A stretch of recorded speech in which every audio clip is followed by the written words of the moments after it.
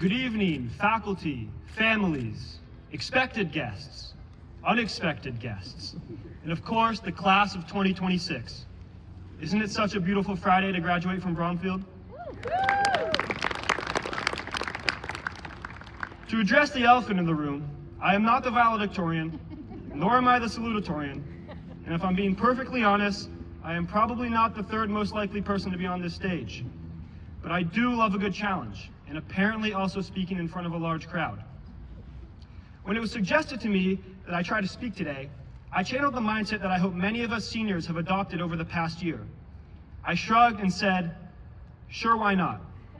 And honestly, that sentence might be the most important one I say all day, so I want you to keep it in the back of your mind. Sure, why not? Sure, why not try something new? Sure, why not raise your hand in class, even if you're not totally certain you're right? It's a small phrase, but it carries us a lot further than we expect. As I prepared to write, I asked myself, what makes a good graduation speech? Believe it or not, I was not lucky enough to speak at my preschool, elementary, or middle school graduations, so I wouldn't say I have much experience. I'm not a motivational speaker that can enlighten you about the road ahead or what to expect in your future. This is obviously because, well, I would have no idea. I'm an 18-year-old kid in the same exact shoes as you graduating from high school today. However, what I can do is reflect on the past and how far we have come. On that note, and of course the fact that it's our last day as high school students, I figured we could talk about numbers one last time. There are a whopping 82 students in this senior class. Fellow graduates, raise your hand if you know the full name of everyone sitting here in a blue gown. Now keep your hand up if you know what car everyone drives. And keep your hand up if you know exactly where they would sit in the atrium. Although I'd say that's actually pretty inconsistent considering our tables would disappear every other week. Anyways, if I had to guess, I would bet the majority of the people sitting in front of me had a graduating class of double or even triple R's. I'm sure many of you didn't even know the names of all the kids you graduated with. As you just heard, that is a dilemma we Bromfield graduates do not have to deal with. In fact, I could probably tell you everyone's birthday, if they buy or bring lunch, and even their exact grade in Mrs. Veraki's sophomore English class. Our class has been together for so long, and I can barely remember a time in my life without my 81 classmates. Some of you I've even known since you were eating glue in kindergarten, and look at you now. Mostly stopped. We have grown up in a bubble, the Bromfield bubble. This incredible bubble has been growing for many, many years. For a lot of us, it started way back in 2013 when we first walked into HES with our backpacks twice the size of us.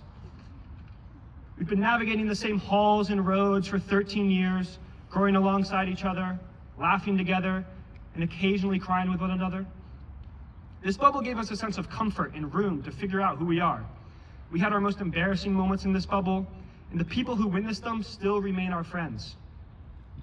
The bubble didn't block out the world. It gave us a solid ground and community to lean on while we made sense of it. And to the people in the audience who packed our lunches and asked every night if we did our homework, you were in this bubble too. You didn't just raise us in the bubble, you helped build it so we could grow inside it. I don't think us 5-year-olds with our oversized backpacks fully understood what you guys were giving us. Now we do. So thank you for not popping the bubble before we were ready.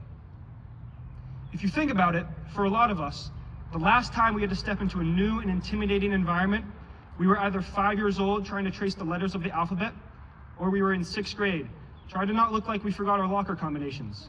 Again, in front of everyone.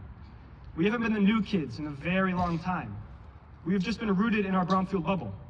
We have just been us. I have something to confess.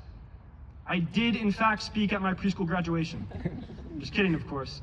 The real confession is that I lied and said I would not talk about the future. As much as I would love to keep remarking on our time at Bromfield, we do have very bright futures ahead of us. We cannot stay in the Bromfield bubble forever. It was never meant to last. But that's kind of the whole point. Bubbles are fun and protective, but one unavoidable thing about them is they eventually pop. Next year, we're going to be all scattered across different schools, jobs, cities. I bet some of you have it all planned out in your head. What you're going to study, your 5-year plan, exactly what job you want, and that's great. Others do not have a well laid out plan and might take it day by day. Also great. Either way, just don't forget to say sure why not every once in a while, because unless someone in this class is secretly a psychic, deep down, none of us quite have an exact roadmap for what's going to come next. When we are out in the world, beyond the bubble, we won't have our 81 classmates sitting right next to us to rely on. There are going to be situations where we're going to have to take some leaps of faith. In fact, some of us have taken that leap before. My junior year, when the soccer team needed a goalie and people asked me to step in, I took a deep breath and said, sure, why not? I'd say that turned out pretty well. Now that I've said the words sure, why not many times, I hope it's really ingrained in your brain. But just to make sure you've really got it down, let's play a little game. I will give a scenario, and I want the class of 2026 to reply nice and loud with sure, why not. You guys ready? Yeah. You're supposed to say sure, why not. You ready? Sure, why not? All right. When someone asks us to join a club, a project, or a team that we know absolutely nothing about, but we have the chance to learn something new, what do we say? Sure, why not? When we wake up for our 9 a.m. lecture, look out the window, see a downpour, and decide the 10-minute walk across campus is simply a physical impossibility, and we just want to stay in bed, what do we say? That was a trick question. Guys, you have umbrellas, raincoats, we're paying for the education, you gotta go to class, come on. When there's an opportunity right in front of us that we really want, but we are terrified that we might actually fail if we try, what do we say? Sure, why not? And finally, class of 2026, are we ready to graduate? Sure, why not? Like I said before, when I first started writing this speech, it was because I always like a good challenge. Once we all get our diplomas and we're taking that first step out of the Bromfield bubble, that's the real challenge. But remember, we won't be stepping out alone. Everything the bubble gave us, the people, the memories, the solid ground, that comes with us. Do we all have everything planned out? Absolutely not. But are we ready for whatever comes next? Sure, why not? Congratulations, class of 2026. Thank you very much.